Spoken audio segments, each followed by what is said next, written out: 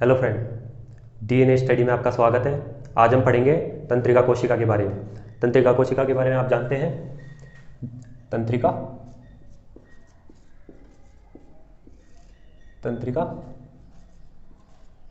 कोशिका तंत्रिका कोशिका पढ़ेंगे आज हम।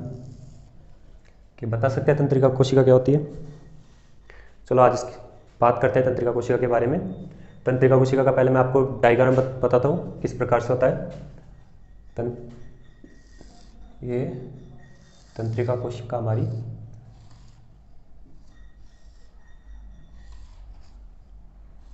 ये इस प्रकार से हमारी तंत्रिका कोशिका होती है। ठीक है,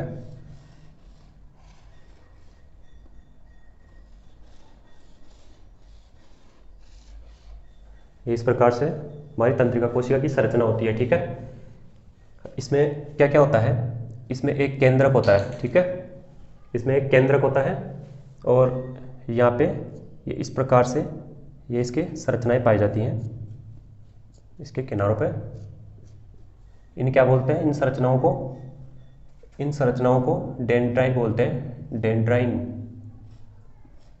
ठीक है, और इसके अंदर कोशिका द्रव्य पाया जाता है। ठीक है, कोशिका द्रव्य पाया जाता है और ये निसल कणिकाएं पाई जाती है इसमें। और क्या पाई जाती है, ये निसल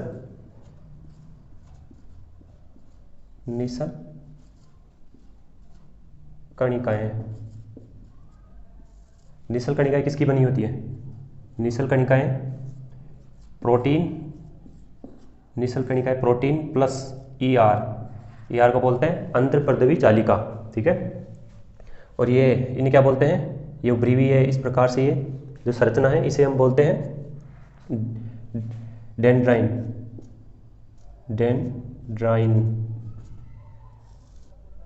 ठीक है, इन्हें हम डेंड्राइन बोलते हैं। ठीक है, और ये इसके अंदर क्या होता है, कोशिका द्रव्य। ये क्या है,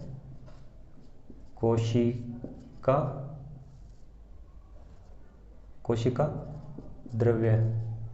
इसमें कोशिका द्रव्य पाया जाता है। ठीक है, ये केंद्रक है इसमें, ये केंद्रक। ठीक है, केंद्रक आ गया। अब ये इतनी बड़ी ये जो संरचना है इसमें, ये जो बड़ा वाला भाग है इसे क्या बोलते हैं, इसे हम बोलते हैं एक्सॉन। ठीक है, इस बड़े वाले भाग को हम बोलते हैं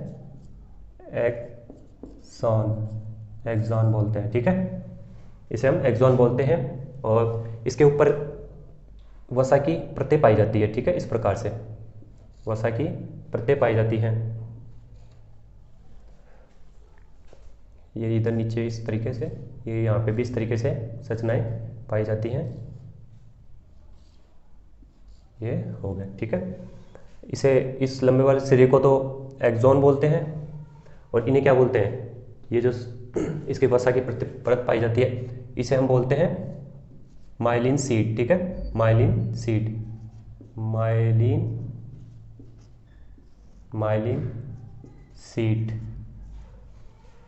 इसे माइलिन शीट बोलते हैं। और इनके अंदर कोशिकाएं, माइलिन शीट के अंदर भी कोशिकाएं पाई जाती है। ठीक है, मैं ये ले लेता हूँ ब्लैक पेन। ये माइलिन, इनके अंदर भी ये कोशिकाएं पाई जाती है। इस कोशिका को क्या बोलते हैं, इसे बोलते हैं श्वान कोशिका। इन्हें हम बोलते हैं श्वान कोशिका बोलते हैं। ठीक है, इसे बोलते हैं श्वान कोशिका, इसे श्वान कोशिका बोलते हैं। ठीक है, और अब क्या इसमें ये दो माइलिन शीट के स्थान को क्या बोलते हैं, दो माइलिन शीट के स्थान को रणवीर के नोड कहते हैं। वो वाला रणवीर नहीं, रणवीर सिंह नहीं, इसे रणवीर नोड कहते हैं। ठीक है, इनके ये खाली स्पेस है ना यहाँ पे, इस स्पेस को बोलते हैं रणवीर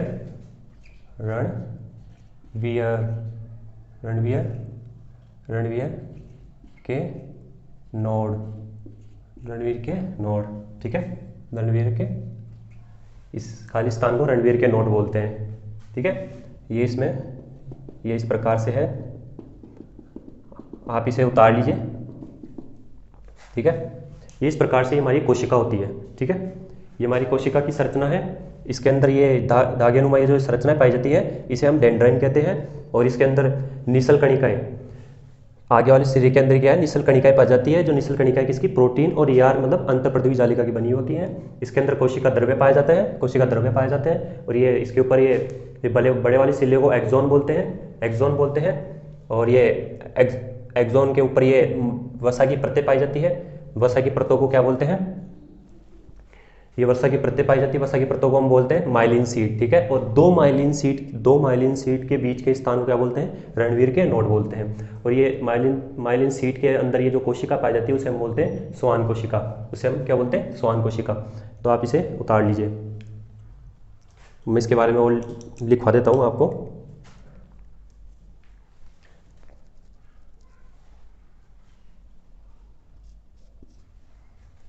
इसे उतार लीजिएगा, मैं इसे मिटा रहा हूँ, ठीक है। आपको समझ में आ गया कि कोशिका के कौन से क्या भाग होते हैं, कोशिका के अंदर कौन कौन सी द्रव्य कहाँ पाया जाता है, केंद्र कहाँ हो जाता है, केंद्र यहाँ पे है, ठीक है, बीच में, ठीक है। मैं इसे मिटा रहा हूँ, आप नोट कर लीजिएगा, अच्छा चित्र बनाइएगा और आसानी से आपसे बन जाएगा, ठीक है। अब बात कर लेते हैं हम इसके पॉइंटों की। मैं आपके इसके बारे में पॉइंट लिखवा देता हूँ, ठीक है।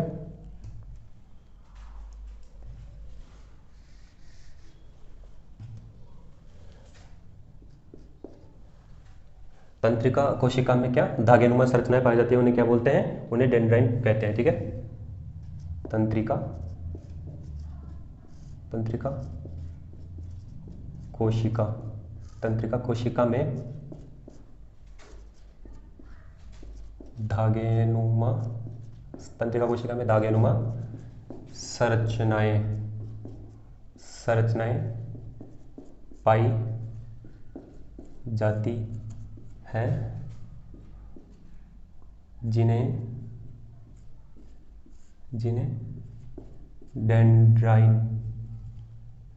जिन्हें डेंड्राइन कहते हैं, ठीक है। तंत्रिका कोशिका में धागेनुमा संरचनाओं को क्या बोलते हैं, डेंड्राइन कहते हैं।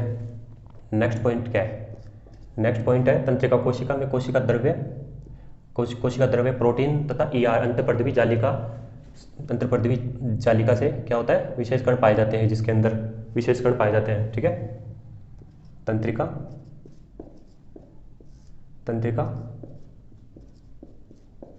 कोशिका के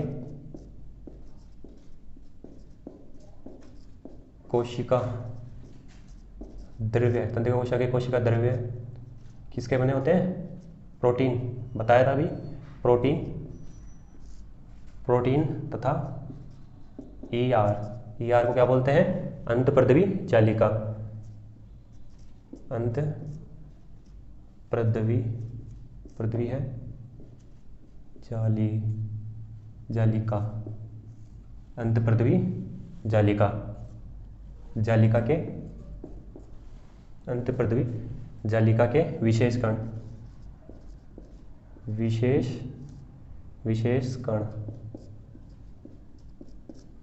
पाए जाते हैं, जिन्हें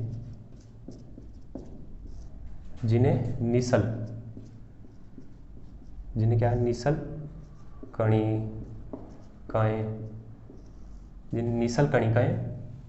कणिकाएं कहते हैं। निसल कणिकाएं किसकी, प्रोटीन और ईआर की बनी हुई होती है, जिस ईआर को क्या बोलते हैं, अंतःपृथ्वी जालिका बोलते हैं, ठीक है। नेक्स्ट पॉइंट क्या है, नेक्स्ट पॉइंट है इसमें तंत्रिका कोशिका का लंबा सिरा क्या बोलता है, क्या कहलाता है, एक्सोन कहलाता है, तंत्रिका, ठीक है। तंत्रिका कोशिका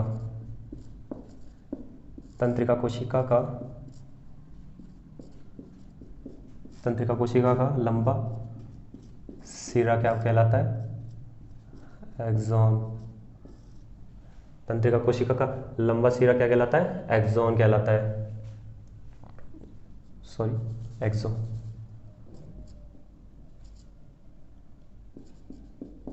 एक्सोन। तंत्रिका कोशिका का लंबा सिरा एक्सोन कहलाता है। ये हो गए, ठीक है। और क्या इसके बारे में, तंत्रिका कोशिका में और क्या होता है? तंत्रिका कोशिका में होता है न्यूरोट्रांसमीटर। अभी हम पीछे पढ़ के आए न्यूरोट्रांसमीटर क्या होता है। न्यूरोट्रांसमीटर किस रासायनिक पदार्थ होते हैं जो हम कोशिका को सक्रिय करने का कार्य करते हैं, कोशिका को सक्रिय करने का कार्य करते हैं। और ये न्यूरोट्रांसमीटर जब कोशिका पे पड़ते हैं तो इसे सक्रिय करते हैं, ठीक है। तब लिखते हैं न्यूरो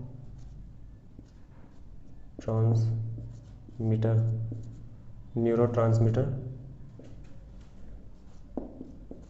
तंत्रिका कोशिका, न्यूरोट्रांसमीटर तंत्रिका कोशिका पर गिरकर तंत्रिका कोशिका पर गिरकर न्यूरोट्रांसमीटर तंत्रिका कोशिका पर गिरकर कोशिका को सक्रिय करने का कार्य करते हैं, ठीक है। न्यूरोट्रांसमीटर तंत्रिका कोशिका पर गिरकर कोशिका को सक्रिय करने का कार्य करते हैं, ठीक है। इतनी बात समझ में आ गई। इसके बाद में नेक्स्ट पॉइंट क्या बोलता है? एक्सोन पर वसा, क्या है? एक्सोन पर वसा की परत पाई जाती है जिन्हें माइलिन शीट कहते हैं, ठीक है। एक्सोन हमने पढ़ा था, एक्सोन उसका लंबा सिरा एक्सोन कहलाता है, लंबा सिरा एक्सोन कहलाता है। और उस पे वसा की परत पाई जाती है। उस वसा की परत को क्या बोलते हैं? माइलिन शीट कहते हैं, ठीक है। तंत्रिका कोशिका के लंबे सिरे एक्सोन, लंबा सिरा एक्सोन पर क्या पाई जाती है? वसा की परतें पाई जाती है,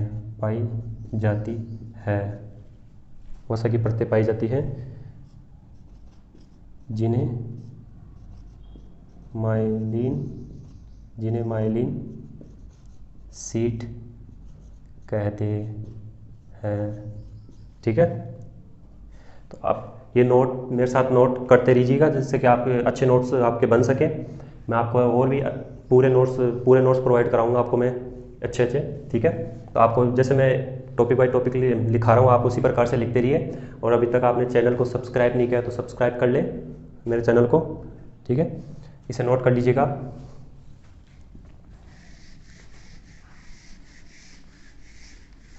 नेक्स्ट पॉइंट क्या है उसका? तंत्रिका कोशिका में विशेष प्रकार की क्या पाई जाती है? कोशिकाएं।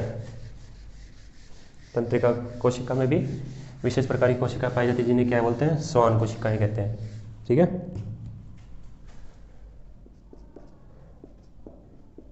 तंत्रिका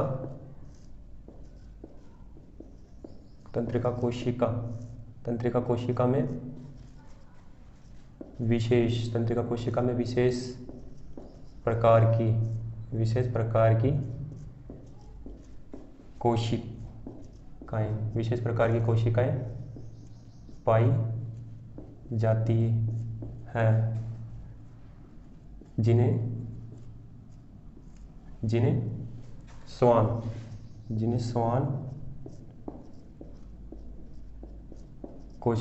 जिन्हें श्वान कोशिका कहते हैं, ठीक है,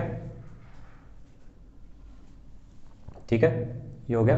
और दो माइलिन शीट के बीच के स्थान को क्या बोलते हैं? रणवीर के नोट। दो माइलिन शीट के बीच के स्थान, दो माइलिन शीट के बीच के स्थान को रणवीयर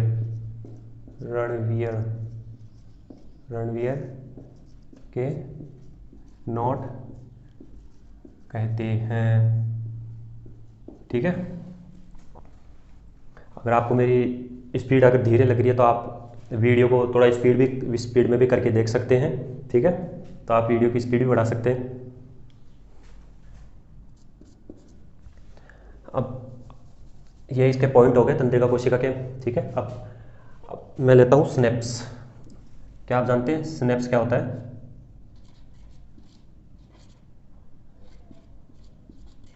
स्नेप्स,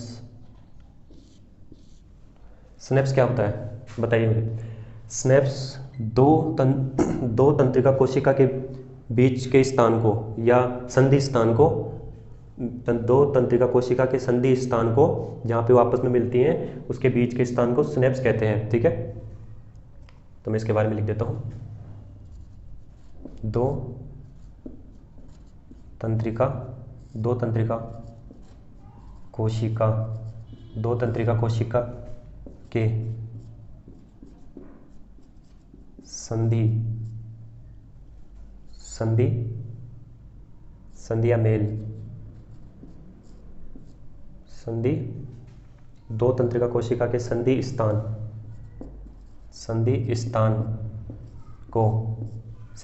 को क्या बोलते हैं? स्नेप्स। संधि स्थान को सिनेप्स, ठीक है। संधि स्थान को सिनेप्स कहते हैं, संधि स्थान को स्नेप्स कहते हैं, ठीक है। अब ये स्नेप्स होता कहाँ पे? अब मैं बताता हूँ एक बार। जैसे मान लो ये हमारी कोशिका, तंत्रिका कोशिका है, ठीक है। ये एक तंत्रिका कोशिका हो गई और एक और तंत्रिका कोशिका यहाँ पे होगी हमारी,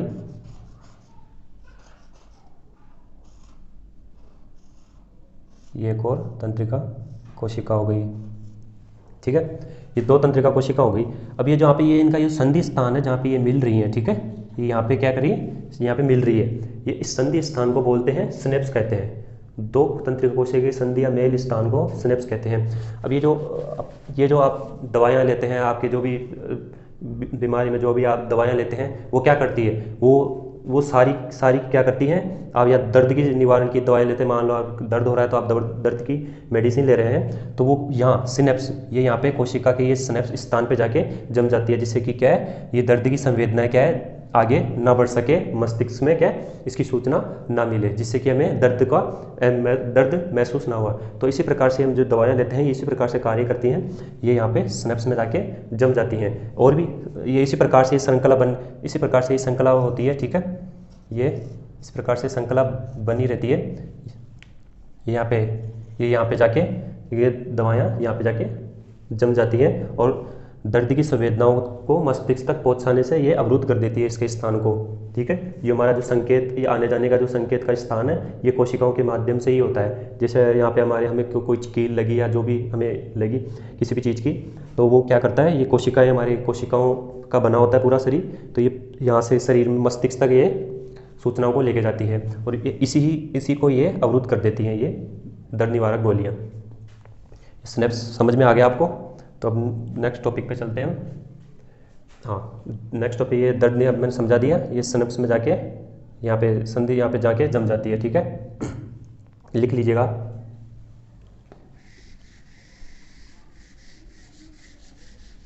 समझ में तो आ रहा है ना आपको? समझ में तो आ रहा है ना आपको? अगर आपको मेरी स्पीड अगर धीरे लग रही है, मैं लिखा रहा हूँ, तो इस वजह से क्या है, थोड़ा वीडियो भी लंबा होगा, तो आप क्या करें, थोड़ा वीडियो की स्पीड बढ़ा लें, ठीक है। अब हम पढ़ते हैं तंत्रिका कोशिका के प्रकार। हमने तंत्रिका कोशिका पढ़ी, अब तंत्रिका कोशिका के प्रकार पढ़ते हैं। तंत्रिका कोशिका कितने प्रकार की होती है? तंत्रिका कोशिका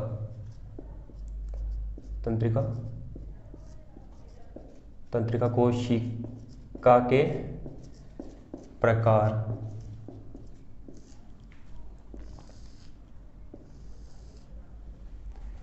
पहली कौन सी होती है? पहली है संवेदी तंत्रिका कोशिका। संवेदी तंत्रिका कोशिका। सेकंड हो गई प्रेरक तंत्रिका कोशिका। थर्ड हो गई मध्यस्थ थर्ड हो गई मध्यस्थ तंत्रिका कोशिका, मध्यस्थ तंत्रिका कोशिका। ठीक है, ये मैं आपको इसीलिए ये तो पूरा लिखवा रहा हूँ ताकि आपको अच्छे नोट मिल सके। तो इसलिए आप पूरा वीडियो ध्यान से देखिए और आपको अच्छे नोट्स मैं लिखाता रहूँगा, जिससे कि आपको आगे कोई दिक्कत ना आए, आप इसे एग्ज़ाम टाइम से पहले जल्दी से रिवीजन कर सकें। ठीक है, तो अब संवेदी तंत्रिका कोशिका, संवेदी तंत्रिका कोशिका क्या होती है? संवेदी तंत्रिका कोशिका भी होती है जो अंगों से सूचनाओं को अंगों से मस्तिष्क तक अंगों से मस्तिष्क तक लेकर जाए, वे संवेदी तंत्रिका कोशिका होती है। और अब क्या प्रेरक तंत्रिका कोशिका है? प्रेरक तंत्रिका कोशिका कौन सी होती है? प्रेरक तंत्रिका कोशिका होती है जो हमारे मस्तिष्क से किसी सूचनाओं को अंगों तक लेके जाए। जैसे मैं ये मूवमेंट कर रहा हूँ, जैसे लिख रहा हूँ, तो ये कहाँ से हो रहा है? ये मस्तिष्क से संदेश आ रहा है। ठीक है, तो ये होगी प्रेरक तंत्रिका कोशिका। और ये मध्यस्थ तंत्रिका कोशिका, मध्यस्थ तंत्रिका कोशिका कौन सी होगी? मध्यस्थ तंत्रिका कोशिका होगी ये अंग और मस्तिष्क और अंग के बीच में जो कार्य कर रही हैं, सूचनाओं का आदान प्रदान, इन्हें बोलते हैं मध्यस्थ तंत्रिका कोशिका, इनके मध्य की कोशिकाओं को। ठीक है, तो मैं लिखवा देता हूँ पहले संवेदी तंत्रिका कोशिका, संवेदी तंत्रिका कोशिका, संवेदी तंत्रिका कोशिका, संवेदी तंत्रिका कोशिका ये क्या है? ये सूचनाओं को, वे तंत्रिकाएं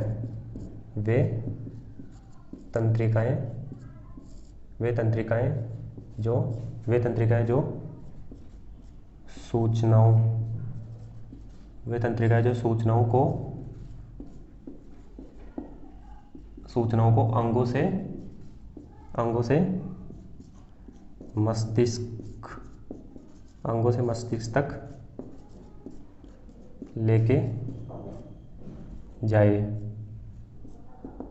ठीक है, मस्तिष्क तक लेके जाए। किसी भी लगने फलने पर जो भी हमें लगती है, तो वो उस स्थान जहाँ से हमें दर्द की संवेदना हो रही है, वहाँ से वो क्या हो गया? अंग हो गया, और वहाँ से क्या हो? मस्तिष्क तक सूचनाएं जाएंगी, तो उसे हम बोलेंगे संवेदी तंत्रिका कोशिका। इसके बाद में हम प्रेरक तंत्रिका कोशिका, जो मस्तिष्क से अंगों तक सूचना लेकर जाए। ठीक है, दूसरी लेते हैं हम प्रेरक तंत्रिका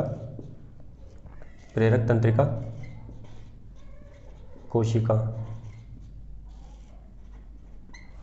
प्रेरक तंत्रिका कोशिका। प्रेरक तंत्रिका कौन सी होती है? वे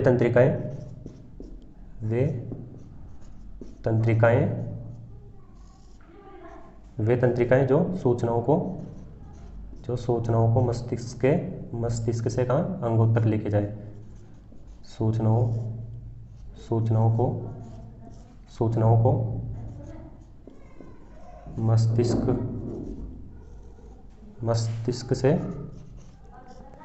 मस्तिष्क से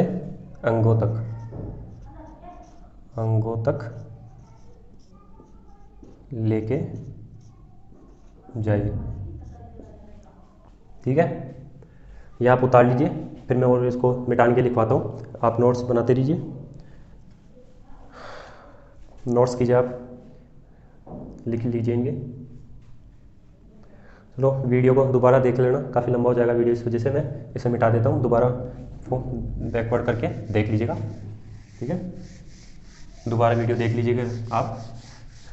मैं इसे मिटा देता हूँ। अब हम तीसरी कौन सी का तंत्रिका कोशिका होगी? मध्यस्थ तंत्रिका कोशिका हमारी अभी बची हुई है, तो मध्यस्थ तंत्रिका कोशिका थर्ड है। कौन सी? मध्यस्थ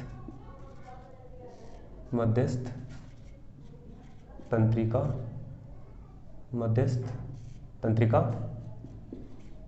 कोशिका, ये हो गई हमारी मध्यस्थ तंत्रिका कोशिका। क्या होती है मध्यस्थ तंत्रिका कोशिका? मैंने आपको बताया कि जो अंग और मस्तिष्क के बीच में जो कोशिकाएं कार्य करती हैं, सूचनाओं का आदान प्रदान के, उन्हें मध्यस्थ तंत्रिका कोशिका कहते हैं। ठीक है, तो मध्यस्थ तंत्रिका वे तंत्रिकाएं जो संवेदी तथा प्रेरक तंत्रिका कोशिका के मध्य, तंत्रिका कोशिका के मध्य मध्य क्या क्या करे, मध्य का कार्य करे। ठीक है, ये हमारी मध्यस्थ तंत्रिका कोशिका हो गई। अब ठीक है, अब इसके बाद में हम पढ़ेंगे मानव मस्तिष्क, मानव मस्तिष्क के बारे में। इसे भी लिख लीजिएगा। पहले मैं बता देता हूँ एक बार आपका, इसको इन तीनों को डायग्राम में समझा देता हूँ। जिसे मान लीजिए ये अंग है हमारा, ठीक है, ये हमारा अंग है, ठीक है, और यहाँ पे ये मस्तिष्क, ठीक है, ये मस्तिष्क हो गया, अंग और मस्तिष्क। अगर कोई सूचना अंग से मस्तिष्क तक जाती है तो वो कौन सी होगी, तो वो संवेदी संवेदी संवेदी तंत्रिका होगी। ठीक है, और अगर कोई सूचना कहाँ से, मस्तिष्क से अंगों तक आएगी तो वो होगी प्रेरक, ये होगी प्रेरक तंत्रिका कोशिका। और इन दोनों के बीच में जो कार्य करेगी तंत्रिका कोशिकाएं, उन्हें हम बोलेंगे मध्यस्थ। तो आप इससे डायग्राम को भी उतार लीजिए, जिससे आपको इस डायग्राम देखते ही समझ में आ जाए कि ये तीनों को, ठीक है, कि कौन सी संवेदी मस्तिष्क और कौन सी प्रेरक मध्यस्थ है। ठीक है, उतार लीजिए।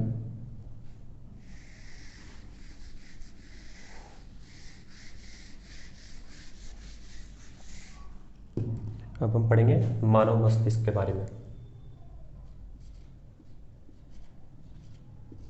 मानव मस्तिष्क, ठीक है, मानव मस्तिष्क, इसे किंग ऑफ बॉडी कहते हैं। एक समय में लगभग मानव मस्तिष्क क्या बोलते हैं, किंग ऑफ बॉडी। ये मतलब हमारे शरीर का राजा कौन है, मस्तिष्क, यही है हमारा किंग ऑफ। और एक समय के अंदर हमारे शरीर में लगभग 70,000 विचार आते हैं एक समय के अंदर। ठीक है, तो मैं इसे लिख देता हूँ। इसे क्या बोलते हैं, इसे किंग ऑफ बॉडी कहते हैं। ठीक है, और एक समय के अंदर व्यक्ति के मस्तिष्क में लगभग 70,000 विचार आते हैं। ठीक है, काफ़ी ज़्यादा है वैसे तो विचार, लेकिन ये सत्य है। ठीक है, एक समय मस्तिष्क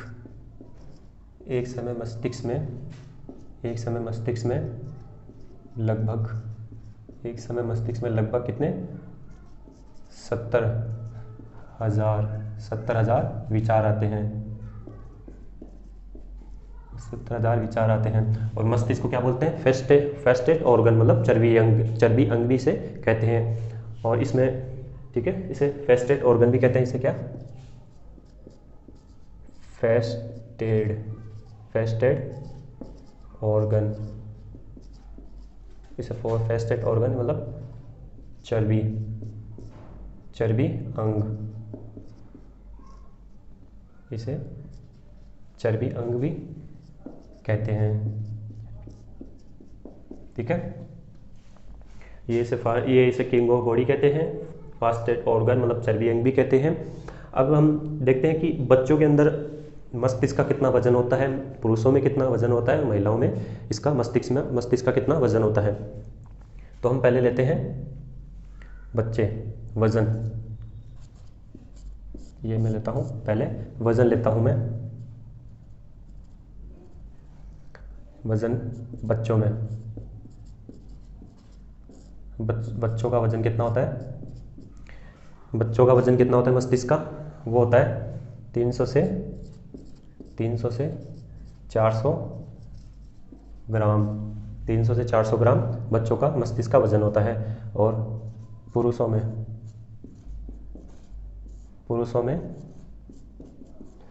कितना होता है, पुरुषों में होता है 1450 ग्राम वजन होता है पुरुषों के अंदर, 1450 ग्राम, पुरुषों में 1450 ग्राम होता है। ठीक है, महिलाओं में कितना होता है, महिलाओं, महिलाओं, ठीक है। महिलाओं में कितना होता है बता सकते हैं? महिलाओं में होता है 1350, ठीक है। बच्चों में 300 से 400 ग्राम, पुरुषों में 1450 ग्राम, महिलाओं में 1350 ग्राम, ठीक है। ये वज़न आ गया, ठीक है। अब महिलाओं का जो मस्तिष्क है वो तार के रूप में व्यवस्थित रहता है, मतलब इंटरकनेक्शन होता है, मतलब तार की तरह में, मतलब एक सूचना दूसरी सूचना से इंटरकनेक्ट होती है। जैसे ये तार है, ठीक है। तो ये इस तरीके से भी आप इसे समझ सकते हैं तार के रूप में, मतलब ये कोई सूचना है, ठीक है। तो ये यहाँ से भी कनेक्ट होगी, ये इससे भी कनेक्ट, मतलब ये सभी सूचनाओं से कनेक्ट होगी। इसलिए महिलाओं के क्या है, जल्दी किसी भी बात को जल्दी से, मतलब पुरुषों को याद नहीं आती, लेकिन वो महिलाओं को काफ़ी जल्दी याद आती है। वो इसी वजह से आती है क्योंकि वो क्या इंटर कनेक्शन कर लेती है, मतलब दूसरी सूचनाओं से, ठीक है। ये सूचना है तो वो इनसे क्या है जल्दी इंटर कनेक्शन कर लेती है, ठीक है।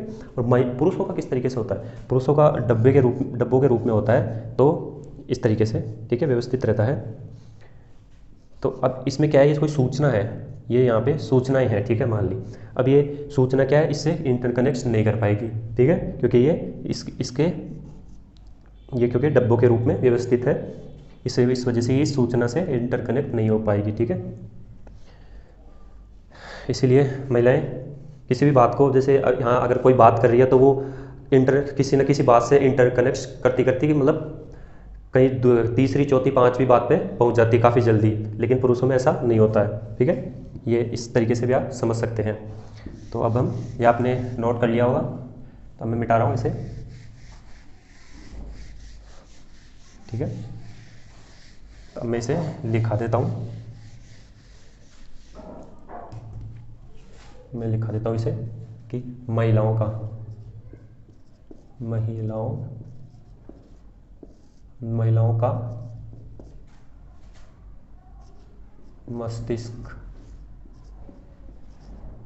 महिलाओं का मस्तिष्क तार के रूप में, किसके?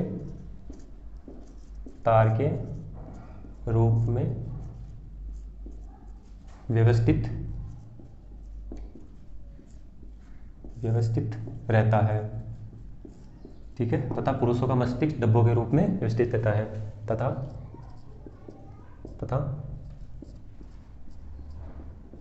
पुरुषों का मस्तिष्क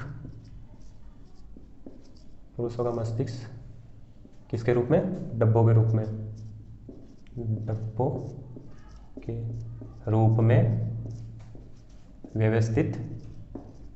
व्यवस्थित रहता है, ठीक है। और आप क्या जानते हैं, मरने के कितने देर बाद तक हमारा मस्तिष्क सक्रिय रहता है? तो मरने के 7 मिनट तक हमारा मस्तिष्क सक्रिय रहता है, ठीक है। मतलब 7 मिनट तक वह जिंदा रहता है, मरता नहीं हमारा मस्तिष्क हमारी, ठीक है। तो मैं इसे भी लिखवा देता हूँ, मरने के बाद 7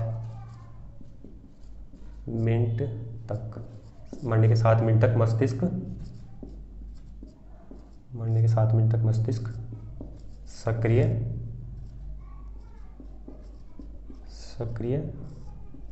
रहता है, ठीक है। हमारा मस्तिष्क मरने के बाद 7 मिनट तक सक्रिय रहता है, ठीक है। तो अब हम कोमा, जिसे आप बोलते हैं कोई व्यक्ति कोमा में चल जाता है, ठीक है। तो वो क्या होती है, उसे हम बोलते हैं जैविक मृत्यु, ठीक है। कोमा को क्या बोलते हैं? जैविक मृत्यु। और जब हम कोमा में चल जाते हैं तो हमारा कौन सा भाग कार्य करता है? तो हम जब कोमा में चल जाते हैं तो हमारा मेंडुला ओब्लांगेटा कार्य करता है। और मेंडुला ओब्लांगेटा किसको नियंत्रित करता है? मेंडुला ओब्लांगेटा हमारे दिल की धड़कनों को कंट्रोल करता है, नियंत्रित करता है। तो अब हम आते हैं, इन्हें उतार लीजिएगा मेरे साथ साथ, ठीक है। और अब आते हैं हम कोमा या जैविक मृत्यु। बोर तो नहीं हो रहे हो ना पढ़ते पढ़ते, कि बोर हैं? मस्तिष्क की सीमाओं का उल्लंघन हो गया क्या? ऐसा कुछ ही नहीं है, काफ़ी आसानी से आराम से पढ़ रहे हैं, कोई दिक्कत नहीं है। अभी हम कोमा जैविक मृत्यु के बारे में पढ़ रहे हैं, तो क्या होती है, ठीक है। इस अवस्था में केवल क्या कहता है, मेडुला ऑब्लिंगेटा कार्य करता है मस्तिष्क का। इस अवस्था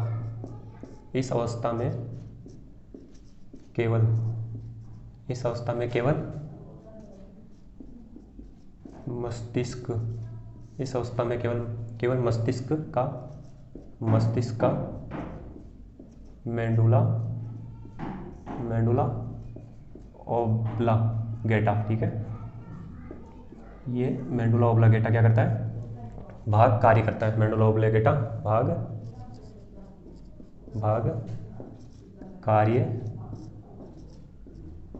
करता है, जो सिर्फ क्या करता है, दिल की धड़कनों को नियंत्रित करता है। जो सिर्फ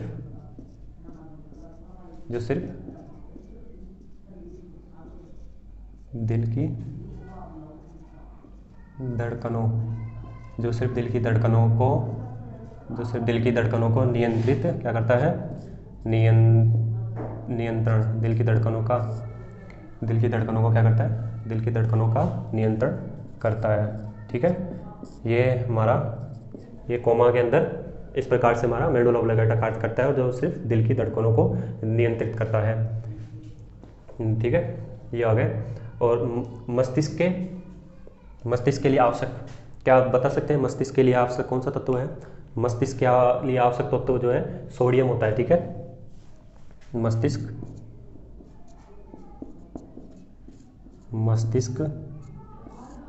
के लिए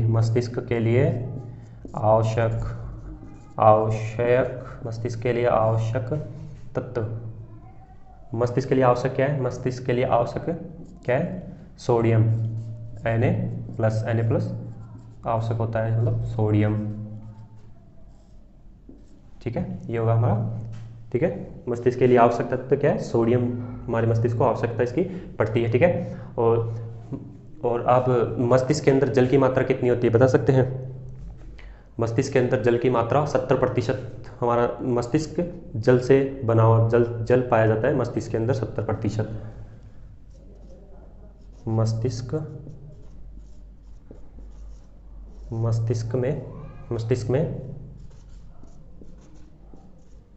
में जल की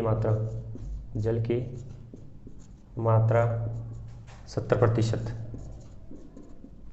बाकी 30% क्या होता है? बाकी 30% हमारा चर्बी अंग होता है, पूरा चर्बी का बना होता है, और 70% जल से बना होता है। इसलिए क्या है, पानी ज़्यादा से ज़्यादा पिया करें, क्योंकि हमारे मस्तिष्क को भी पानी की आवश्यकता अधिक से अधिक होती है, ठीक है।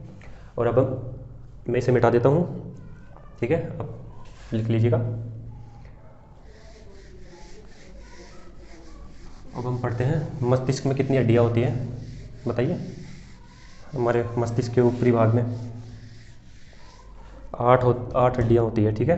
मैं एक डायग्राम बनाता हूँ। मान लीजिए ये क्या है, ये हमारा मस्तिष्क हो गया, ठीक है। और ये इसमें इस प्रकार से इसमें बोन हड्डियाँ पाई जाती है 8, ठीक है।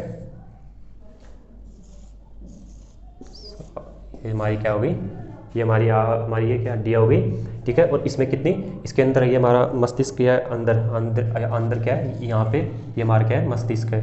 ये यहाँ पे हमारा मस्तिष्क है, हो गया, ठीक है। ये हमारा मस्तिष्क हो गया। और इस मस्तिष्क के ऊपर 3 झिल्लियाँ पाई जाती है मस्तिष्क के ऊपर। कौन कौन सी होती है? ये तो पहली झिल्ली हो गई, ठीक है। ये दूसरी झिल्ली, और इसके भी ऊपर एक और। ये 3 झिल्लियों से सुरक्षित रहता है। और इनके अंदर क्या पाए जाते हैं? जल पाया जाता है इनके अंदर भी, ठीक है। तो आप इसे इस प्रकार से याद रख सकते हैं, DPA, ठीक है। तो ऊपरी कौन सी? ड्यूरामेटर, ठीक है।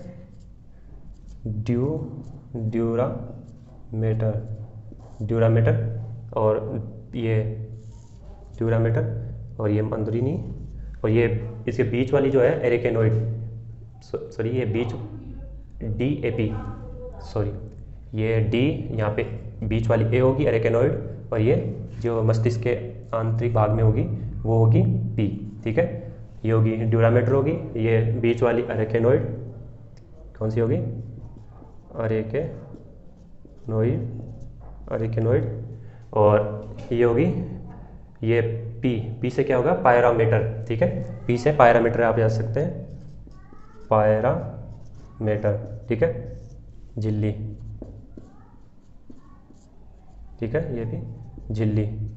ये हमारा मस्तिष्क का इस प्रकार से ये चित्र हो गया, और इसमें ये 8 हड्डियाँ हो गई हमारी, और ये 3 झिल्लियाँ हो गई, ड्यूरामेटर, अरेकेनॉइड और पायरामीटर, ठीक है। ये हो गई अरेकेनॉइड, ठीक है। आप इस प्रकार से देख लीजिए, ड्यूरामेटर ऊपर वाली ड्यूरामेटर, बीच वाली अरेकेनॉइड और पायरामीटर झिल्ली, ये इस प्रकार से हो गई।